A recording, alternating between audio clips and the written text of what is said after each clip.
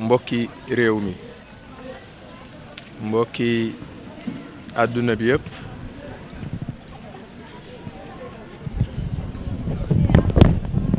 collectif yi nga xamante ne ñooy 3 collectifs yu tànk ñoo dellu siwaat ginnaaw bu ñu toogee ay weer yu bëree bëri kenn dégguñu ci mbiru aéroport bi ñu bëgg ñëwaat waxtaan ak mbokki réew mi waxtaan ak àdduna ci liggéey bi nga xamante ne ñu ngi ko doon liggéey jëmale ko ci terre yi nga xamante ne mooy suufu Lébu gi te mu nekk ci aéroport Léopold Sédar Senghor bi nga xamante ne état bu Sénégal jëkke ko ci seen kilifa son excellence monsieur le président de la république Macky Sall ak waa këram ñu ngi jël alal jooju di ko caxatee di ko def bradage di ko jox ku leen neex ngeen déggoon ay jamono ñu ci doon dox dem ci fu ne waxtaan ci ak ku ne yàlla dogal ñu jotoon waxtaan ak leen ci ñoom ci mbiru suuf si ñu xamal ñu yéene président de la république xamal ñu ne génn na 175 hectares pour jox ko ñetti dëkk yi di waa tànk li jiitu loolu nag amoon na ay interlocuteurs yu fa newoon ñu nekk ay frais waaye frais yooyu du frais Yoff du frais Ngor du frais Wakaam mooy frais Yoff yi nga xamante ne ñoom ñoo génn bu yàggul ñu continuer di dox loolu ne dañu koy doxal 121 villages yu Lébu yi ñu xamal leen ne ñooñu nekkatuñu ay frais am nañu yeneen frais yu bees Yoff yoo xamante ne mbir mi continuité lay war a doon ñooñu la ñu war a jox mbir mi ñu àggali ko kilifa yi wax ñu ne ñu dem leen ngeen uti interlocuteurs yu wóor ñu gis ne dëkk bu ne am na président collectif am na président frais am na imam ratib ñu gis ne ñooñu ñoo gën a légitime te ñooñu la population yi gën a wóolu ñu tënk benn këyit ñetti dëkk yëpp pour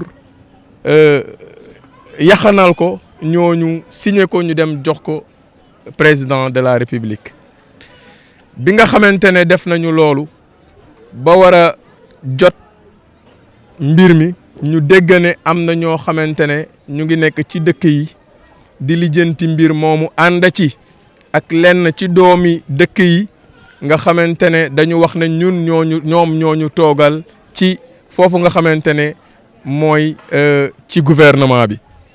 waaye ñooñu ñu ngi ànd ak lenn ci ñi nga xamante ne mën nañu leen tudde ay hold-up man yoo xamante ne dañuy jóg ngir trahir ñetti population yi suñu waajur nag da daan wax ne sa tubayu noon wala sa tubayu xarit boo ko gisee si sa taatu noon mu ne sëmpalu xel te daw te xam ne kooku sab noon la kon ñooñu nga xamante ne ñoom la ñuy woowee suñuy doom ñu nekk ci gouvernement bi ñooñu ñooy nooni ñi nga xamante ne mooy ñetti population yi nga xamante ne ñetti village yi nga xamante ne mooy Ngor di Yoff di Wakaam waroon défendre seeni intérêt waaye ñoom ñoo ëlbatiku trahir peuple yooyu ñoo ëlbatiku ngir jël alal jooju lekk ko ak seeni ñooñ looloo tax ñu ne dinañu ñëw informer population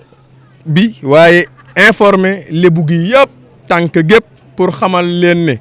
loolu jàppandi na muy 175 hectares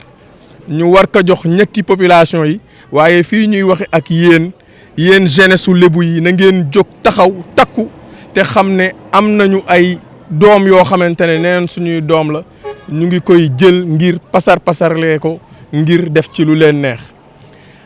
ñuy wax ne nag ay élection la ñu jëm ñu ngi woo jeunesse bi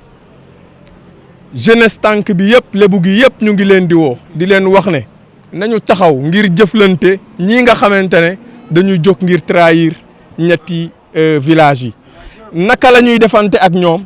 mooy képp koo xamante ne yaa ngi bokk ci clan Macky nañu la ignorer ci élection yi daal di dem ànd ak ñeneen waaye daal élection yi nañu jël képp koo xamante ne yaa ngi ànd ak le président Macky Sall mi nga xamante ne moo ko waa këram ñu ngi taxaw ngir doyodal population lébu yi nañu leen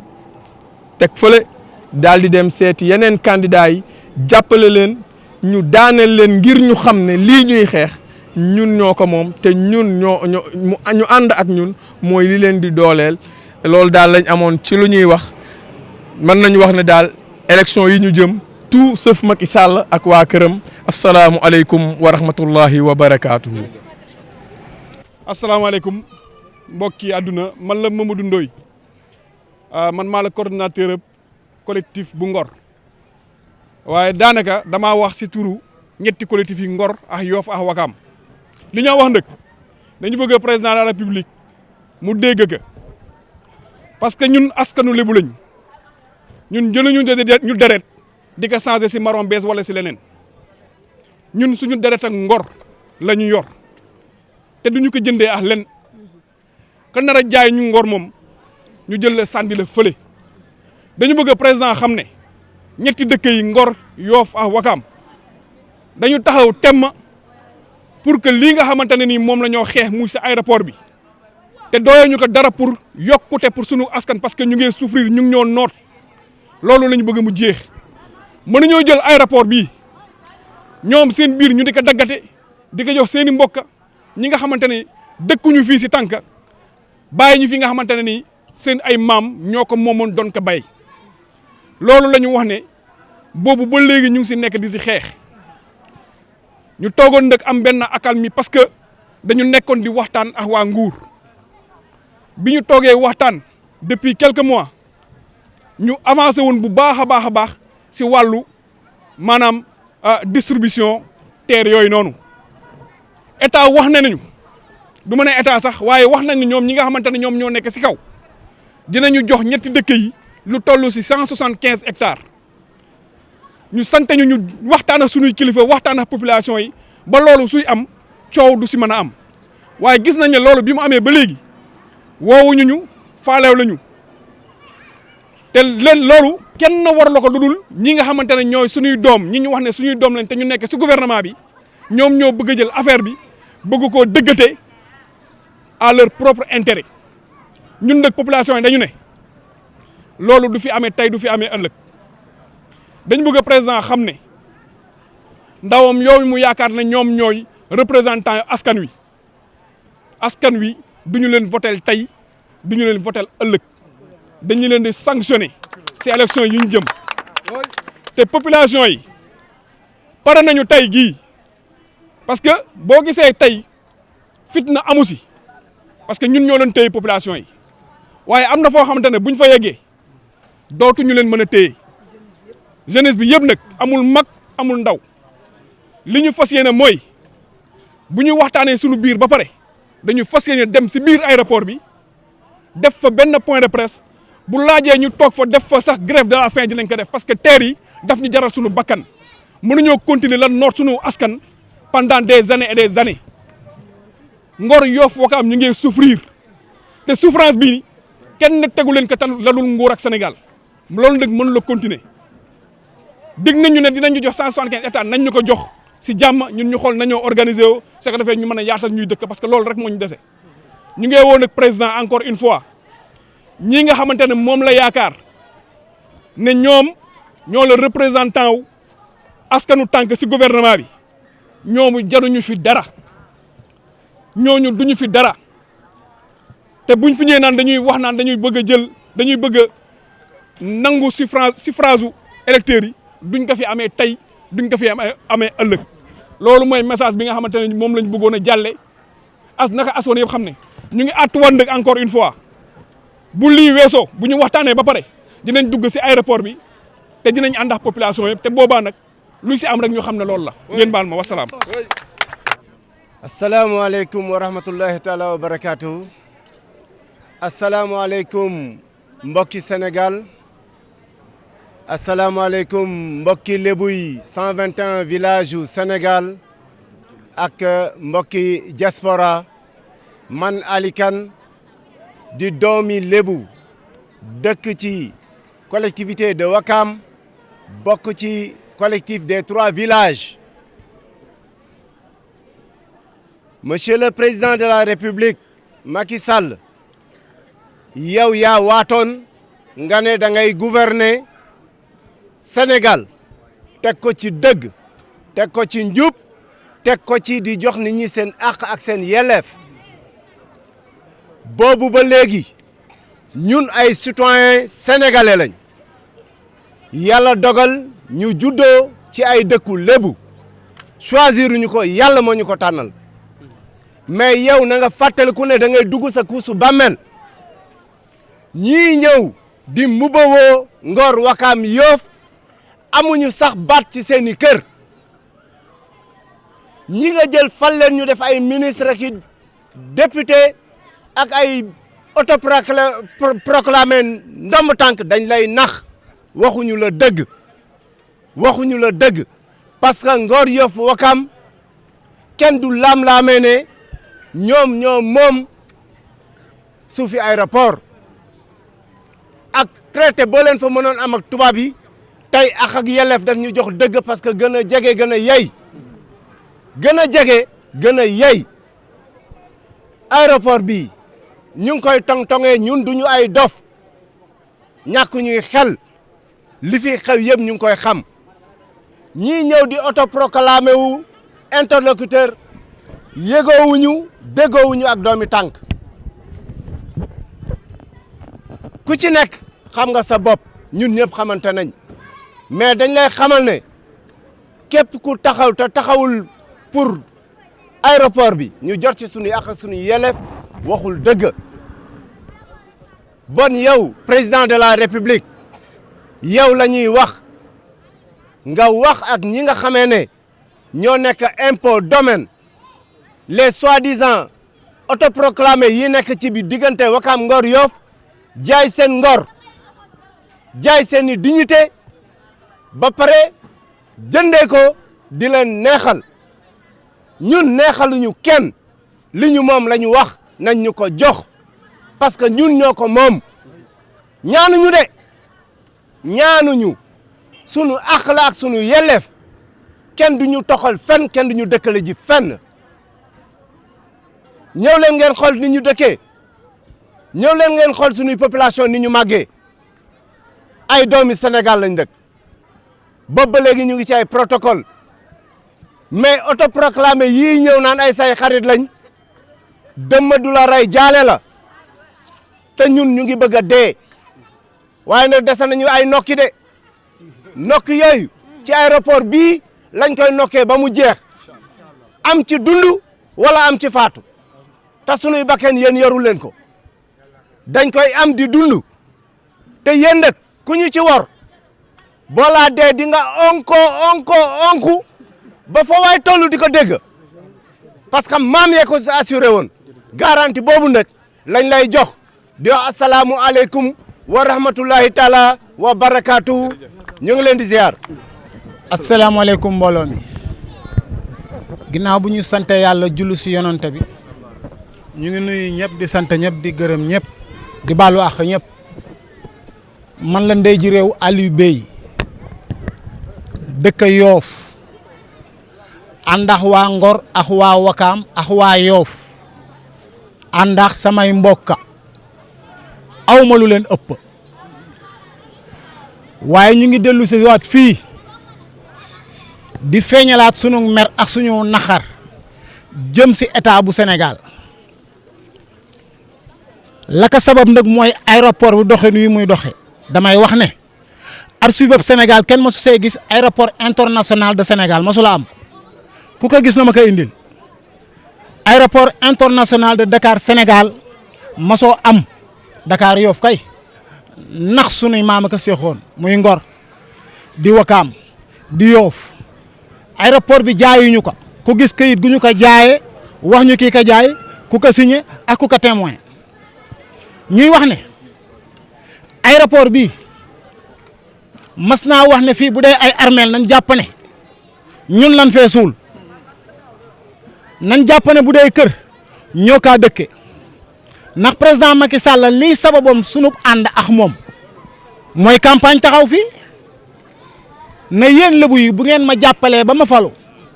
dinaa leen jox li ngeen moom ndax gis naa njaboot ak Ablaye Wade ni ñu koy def ñu gis ne kii ka am dëgg la ka am ngor la jàpp ne wax ja mu wax déwén fëskee na naka waa kilifa boo demee bala nga wax daaw méngoowu la sa jëfi ren xoolaatal sa bopp ñun rek ay waxam rek la ñu jàppe woon président Macky Sall la ba ñun ñii dëkk Yoff 19 communes yi ku nekk xam na ne élection yi fi jaar yëpp Yoff da ko wateel ànd ak ADS du base bu ADS am sa Yoff non dañ jëloon base si diggé yi xamante ne moom Macky Sall moo ko dig Lebu yi tax ñu ànd ak moom sur les 19 communes fu élection wate rek amee rek ñun waa Yoff ñu wateel ko mais malheureusement kan yaakaaroon ne moo ñuy xeexal fan ko doon xaar bokkewul ak fa mu génne ñuy wax ne nag dañu jëm élection te waxoon nañ président naka fexeel nga trouver solution si aéroport bi balaa élection boo bëggee sunu diggante ak yow àgg ñuy wax ne élection yi jëm bu solution amul kii mu tànn comme candidat teg ka si Dakar ñu ngi ngor la ñuy waxe waa Wakaam ngi fi Yoff laa dëkk parew ñu pour wateel ka sa maire bu Dakar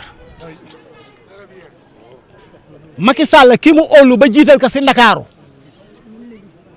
ñun Lebu yi bu fekkee su ñun la sukkandiku ak palam ak Ndakaaroom parew ñu pour faleel ka maire bu Dakar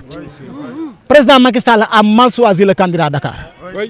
il a mal choisi gis ngeen fii dañuy wax ne ndomb ak tànk ak Lebu du kontar buur kontaruñu ko waaye jëfinam ak waxinam dafa méngoowul te jamono jooju dafa fekkoon buur du def lu méngoowul ak lii kilifa yi Lebu yi daan doxale mais malheureusement fi mu toll nii ñii di mbubawoo ñëpp na ñoom ñoo représenté Ngor Wakaam Yoff 121 villages Yoff gis ngeen fii concerné wu 121 villages mu ngi concerné Ngor Wakaam Yoff ku mu neex nag bindal say lu la neex na yow la mais Macky Sall bu bëggee xam kaddu tànk balaa timis ñu jox ka ñen ñoo ko élif encore une fois nag ñu ngi lay tàllal di la oo si jàmm di la oo si salaam muy trouver solution si lu ñu seq ak yow boo bëggee sunu ànd ak yow continuer boo bëggee mu yem fi nag ngalawaay ñu ngi leen di xaar waaye ñu ngi leen di fàttali ne piste bi bu dee armeel ñu leen fee suul te bu dee dëkkuwaay ñoo kaa dëkk ngeen baal ñu wax salaam. Je suis le chargé de communication de la collectivité de Yoff par rapport aux terres des aéroports. Ce qui nous a réunis ici, je crois que les gens qui m'ont précédé l'ont dit en wolof. Nous avons l'aéroport de Dakar-Yoff que le gouvernement utilisait comme utilité publique. Depuis que l'aéroport a été délogé vers l'aéroport de Diass, les populations de Yoff, Ngor Wakam réclament leur part sur ces terres. Depuis 2 ans ou 3 ans, nous avons vu qu'on a beaucoup négocié avec l'État. Et toujours les gens continuent à exploiter ces terres-là en l'absence de ces populations qui sont les propriétaires. Nous avons eu la chance ou bien la malchance d'avoir parmi nos administrés le maire Diouf Sarr à qui le collectif a rendu visite il y a 9 mois ou 10 mois. Le maire Diouf Sarr nous a fait comprendre que les terres de l'aéroport n'appartiennent pas à la collectivité Lebu. Yoff n'a rien là-bas, Ngor n'a rien là-bas, Wakam n'a rien là-bas. Et cette déclaration-là, je crois que ça a allumé beaucoup de tensions au niveau de cette collectivité. On va vers des élections. D'après moult réflexions, d'après moult négociations, on n'a pas eu satisfaction à travers notre requête. Nous allons vers des élections. Nous sommes là aujourd'hui et nous parlons au nom de ces populations, au nom de Tank, pour faire comprendre au président Macky Sall qu'à travers ces élections, nous tous, nous avons décidé de voter contre l'APR. On s'est réunis pour, en commun accord,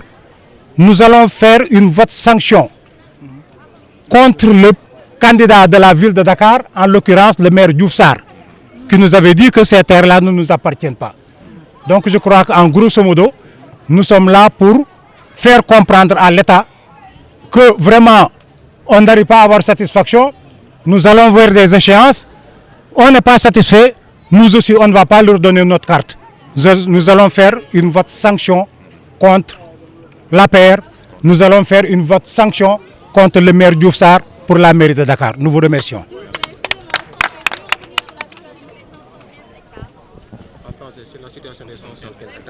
Pour la situation.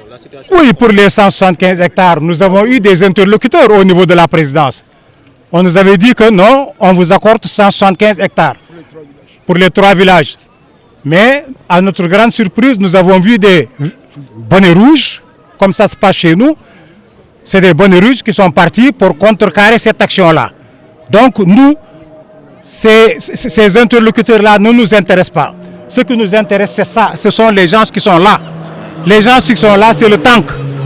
Donc, nous avons travaillé durant 1 an, 2 ans avec les gens qui sont là. Les autres qui se proclament d'autres entités, ça n'engage pas le tank. C'est pourquoi nous fermons les yeux, nous fermons les oreilles. Nous disons au président, et nous avons dit ça au président, que nous n'avons mandaté personne. Personne. Nous qui avons commencé cette bataille, je crois que nous aurons la possibilité de gérer tout ce que l'État va nous donner. Donc, c'est par rapport à ça que... Bismillahirrahmanirrahim. A'udzu billahi minasyaitanir rajim. Assalamualaikum wa Tank.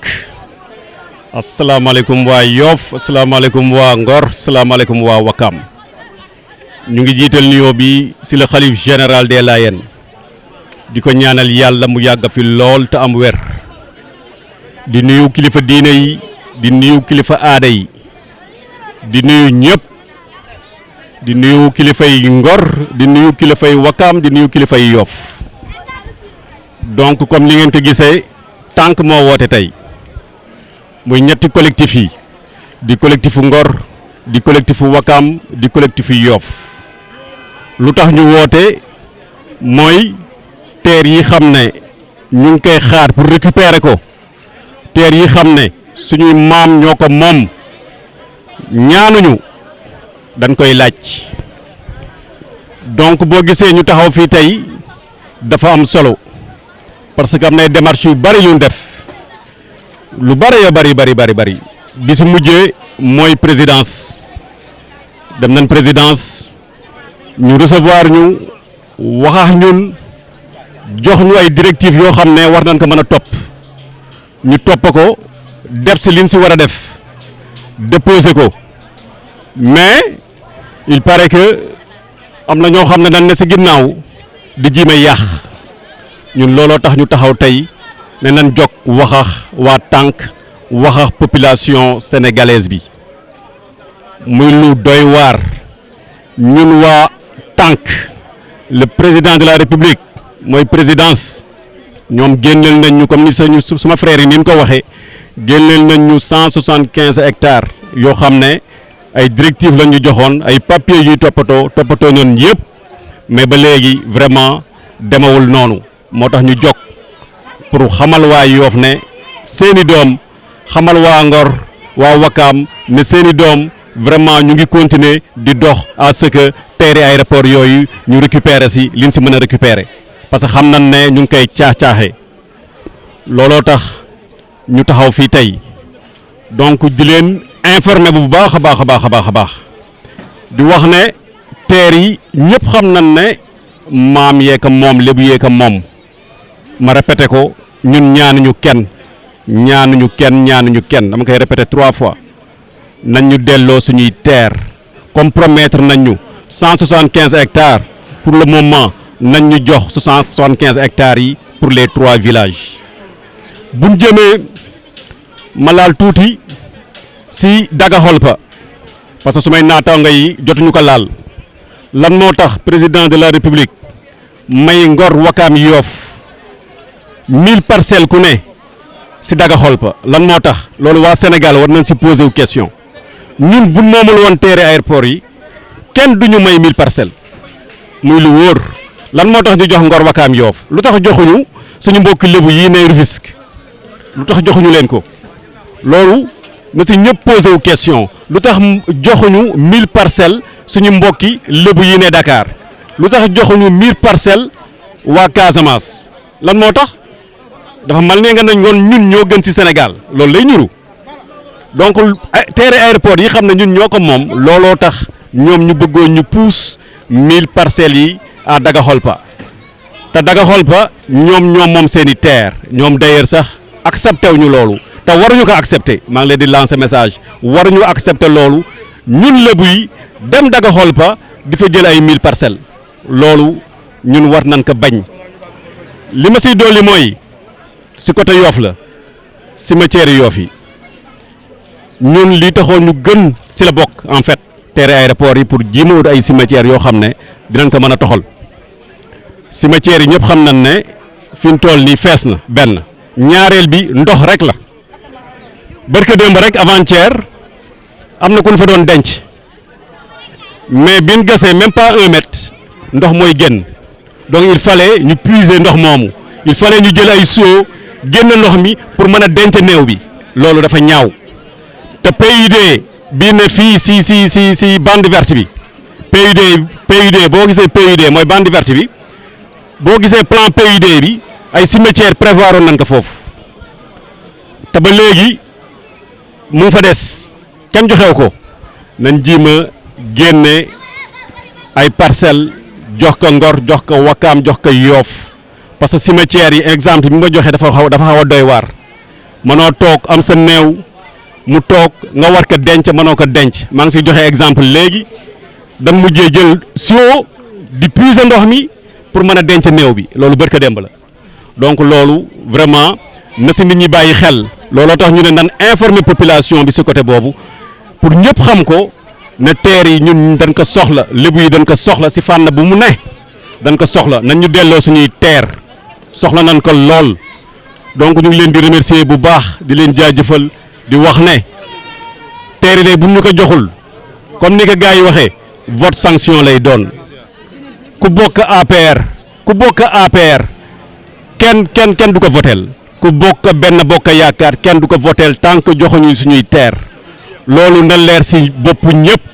te loolu waa tànk ñoo ko décidé loolu lañ jàpp di wax asalaamaaleykum wa rahmatullah jërëjëf.